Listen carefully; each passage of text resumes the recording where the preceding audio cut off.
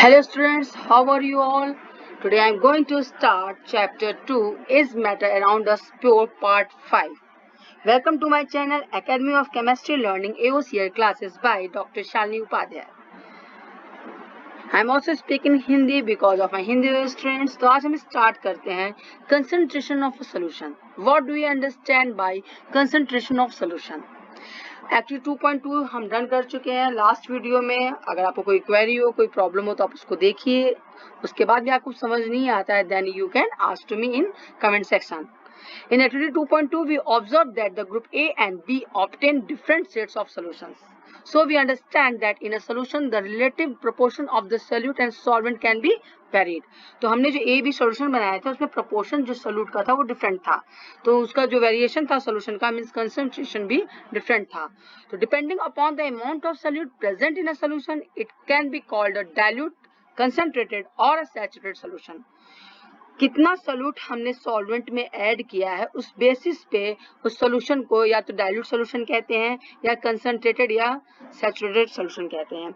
अगर हम 3 glass of water अलग अलग लिए हैं, ठीक है, तो एक में अगर 1 स्पून शुगर और सेकंड में 2 स्पून एंड थर्ड में 3 स्पून, तो शुगर अगर हम मिक्स करते हैं तो फर्स्ट वन को कहते हैं सबसे डाइल्यूटेड है, मीन जिसमें सोल्यूट की मात्रा सबसे कम है, जिसमें सोल्यूट की क्वांटिटी अमाउंट सबसे कम है, जो सबसे lesser quantity of solute in this solvent is known as dilute solution.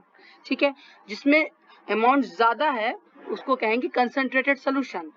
Okay, dilute and concentrated are comparative terms. ये कंपैरेटिव टर्म्स है, किसी के कंपैरिजन में कोई सोल्यूशन डाइल्यूट या कंसंट्रेटेड होता है.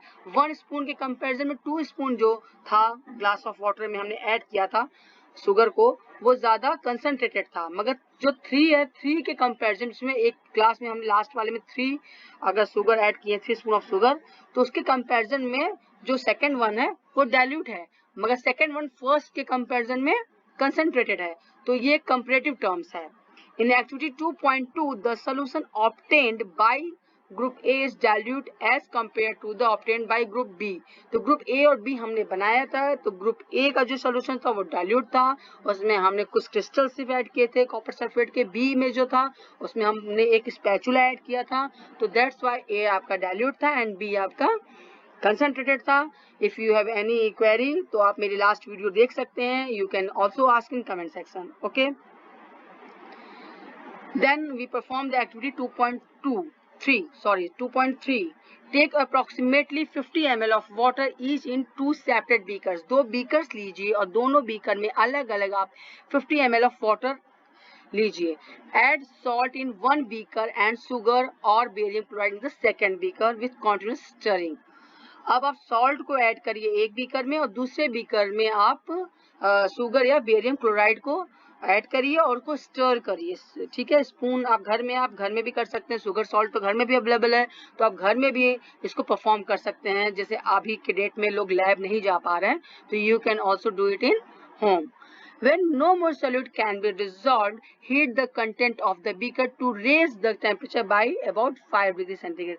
अगर देखिए, अगर आप शुगर या सॉल्ट को ऐड किए ग्लास ऑफ वाटर में और आप उसको स्टर कर रहे हैं, और अगर आपको लग रहा है कि मतलब स्टर के बाद वो मिक्स हो गया और आपने फिर कुछ और भी क्रिस्टल डाले, फिर मिक्स हो गया, फिर क्रिस्टल डाले, मतलब एक टाइम ऐसा आता है कि आप अगर उसको स्टर कर रहे हैं वो आप मिक्स नहीं होगा, तो फिर आप उसको हीट करिए. हीट करने से आप देखेंगे कि मिक्सिंग जो होती है वो इजीली हो जाती है. या इस स्टार्टिंग में जो आपने 1 स्पून ऐड किया है उसको भी आप ज़्यादा टाइम तक स्टर करना पड़ेगा मिक्स करने के लिए. अगर आप उसको हीटअप कर देंगे, टेम्परेचर उसका इंक्रीज कर देंगे, तो भी वो इजीली डिजॉल्व हो जाएगा. Start adding the solute again. जब आप हीटिंग बढ़ा रहे हैं, अब आप और उसमें सोल्यूट, अगर वो डिजॉल्व हो गया तब आपने देख लिया कि हाँ डिजॉल्व हो गया है, ठीक है, हीट करने पे, अब आप और सोल्यूट ऐड करिए. Is the amount of salt and sugar or barium chloride that can be dissolved in water at a given temperature the same? जिस टेम्परेचर पे आपका सोल्यूट और मिक्स नहीं हो रहा था, जब आप उससे रेस करेंगे, उसको टेम्परेचर हाई करेंगे, तब वो डिजॉल्व होना स्टार्ट होगा उस टेम्परेचर पे, और no more solute can be added और no more solute can be dissolve.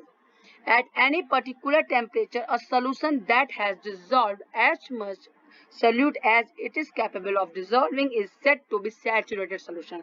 तो वो पॉइंट एक गिवन टेम्परेचर पे जिसपे आप और ज्यादा सॉल्यूट अगर ऐड कर रहे हैं और डिसॉल्व नहीं हो रहा है, तब वो सोल्यूशन कहलाता है सैचुरेटेड सोल्यूशन। आपको ये पॉइंट नोट डाउन करना पड़ेगा कि पर्टिकुलर टेम्परेचर पे, एक फिक्स टेम्परेचर पे ही अगर आपका सोल्यूट और ऐड कर रहा है और डिसॉल्व नहीं हो रहा है तो वो सैचुरेटेड सोल्यूशन है। जब भी आप टेम्परेचर को बढ़ाएंगे तो उसमें आप और सोल्यूट अगर ऐड करेंगे तो इजिली वो डिसॉल्व हो जाएगा। ठीक है, तो गिवन टेम्परेचर आपको इसके डेफिनेशन में लिखना जरूरी है। In other words, when no more solute can be dissolved in a solution at given temperature is called the saturated solution। वो मैंने बता दिया, वो टेम्परेचर फिक्स टेम्परेचर जिस पे आप और सोल्यूशन अगर और सोल्यूट अगर आप ऐड कर रहे हैं वो डिसॉल्व नहीं हो रहा है, that is called a saturated solution. The amount of a solute present in the saturated solution at this temperature is called the solubility। जो सॉल्यूट आपका सॉल्वेंट में डिसॉल्व हो रहा है वही उसकी सॉल्युबिलिटी कहलाती है, और वहीं पे उसका क्या है, वो सॉल्युबिलिटी। ठीक है, वो टर्मिनोलॉजी यूज होगी कि जो भी सॉल्यूट आपका डिसॉल्व हो रहा है सॉल्वेंट में, दैट इज कॉल्ड सॉल्युबिलिटी, या that is the solubility of the solute. If the amount of solute contained in a solution is less than the saturation level, it is called a unsaturated solution। और अगर जो आपका solute है उसकी quantity कम है saturated solution से, तो वो सॉल्यूशन क्या कहलाएगा, आपका unsaturated solution. Means unsaturated solution वो सॉल्यूशन है जिसमें आप अभी और सॉल्यूट ऐड करेंगे और वो डिसॉल्व हो जाएगा सेम टेम्परेचर पे। हमेशा टेम्परेचर आपको देना पड़ेगा, गिवन टेम्परेचर, सेम टेम्परेचर और फिक्स टेम्परेचर। ठीक है, उस पर अभी आप और सॉल्यूट अगर ऐड कर सकते हैं उस सॉल्यूशन में और वो डिसॉल्व हो जाए तो वो सॉल्यूशन मीन्स अनसैचुरेटेड है, अभी उसमें और सॉल्यूट चाहिए सैचुरेशन के लिए। What would happen if you were to take a saturated solution at a certain temperature and cool it slowly? और अगर आप एक सैचुरेटेड सोल्यूशन टेम्परेचर हाई करके अगर आपने बनाया है और अब आप उसको कूल डाउन करिए, तो अगर हाई करने पे वो डिसॉल्व हुआ है तो जब आप उसको कूल करेंगे तो उसके क्रिस्टल्स आने लगेंगे, मीन्स सोल्यूशन आपका क्या होगा, उसके सुपर सैचुरेटेड। मीन्स अगर हीट अप करने पे आपने डिसॉल्व किया है तो जैसे कि सीरा बनता है, मीन्स चाशनी, जो आप शुगर के लोग चाशनी बनाते हैं ये आपके स्वीट्स बनाने के लिए, तो उसमें हम उसको क्या करते हैं, हीट करके उसको डिसॉल्व करते हैं, और जब आप देखेंगे वो कूल होता है तो वो आपका वो थिक हो जाता है। ठीक है, अगर बहुत ज़्यादा आप शुगर ऐड करेंगे तो वो कूल होने के बाद वो बिल्कुल क्रिस्टल्स आते हैं, अगर एक ज़्यादा अमाउंट में शुगर आपने कम वाटर में ऐड किया है तो। We can infer from the above activity that different substance in a given solvent have different solubility at the same temperature। तो अलग अलग सब्सटेंस की अलग अलग सॉल्युबिलिटी होती है, और अलग अलग मतलब अलग अलग टेम्परेचर पे सॉल्युबिलिटी अलग अलग होगी, और सेम टेम्परेचर पे भी डिपेंड करता है कि सोल्यूट हम कौन सा यूज कर रहे हैं, सब्सटेंस हम कौन सा यूज कर रहे हैं, उस केस में भी उसकी सॉल्युबिलिटी जो है वो क्या होगी, डिफरेंट होगी। The concentration of a solution is the amount, means mass or volume of a solute present in the given amount, mass or volume of a solution। Concentration क्या है solution का, जो हम amount solute का है वो by volume भी हो सकता है, by mass भी हो सकता है, डिपेंड करता है हम solid ले रहे हैं, liquid ले रहे हैं, और किस में, सॉल्वेंट में ले रहे हैं। मीन्स और सोल्यूट और सॉल्ट मिलके क्या बन रहा है, वो सोल्यूशन बन रहा है। तो सोल्यूशन में कितना अमाउंट आपका सोल्यूट का है वो उसका कंसंट्रेशन कहलाता है। There are various ways of expressing the concentration of a solution, but here we will learn only the three methods। तो अभी आपके क्लास में जो सिर्फ 3 methods ही आप देखेंगे, जिसके लिए formula is given here।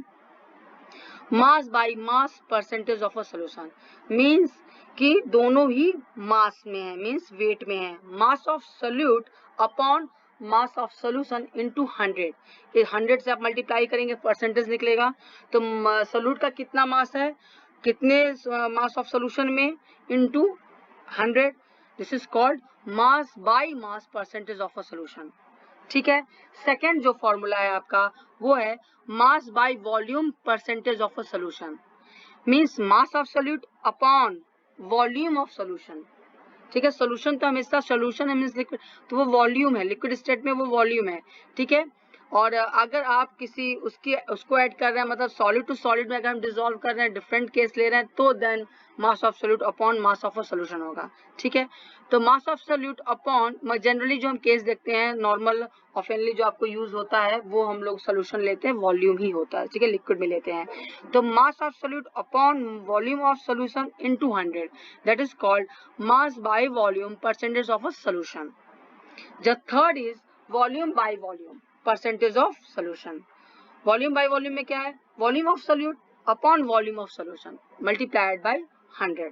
तो ये 3 फॉर्मूला है आपके परसेंटेज निकालने के लिए सोल्यूशन का, कि कितना परसेंटेज उसका मिक्स है, कितना डिसॉल्व है। तो मास बाई मास परसेंटेज निकाल सकते हैं, मास बाई वॉल्यूम परसेंटेज निकाल सकते हैं, and volume by volume percentage निकाल सकते हैं।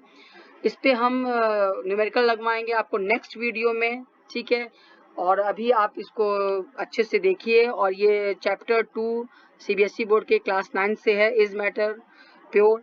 ठीक है, then if you have any query you can ask in comment section. Thank you so much. Have a very bright future, students. If you like my channel, then you can subscribe and you like my video. And if you want more video than from this channel, then you can press the bell icon. Okay, thank you and have a very bright future, students. Have a good day.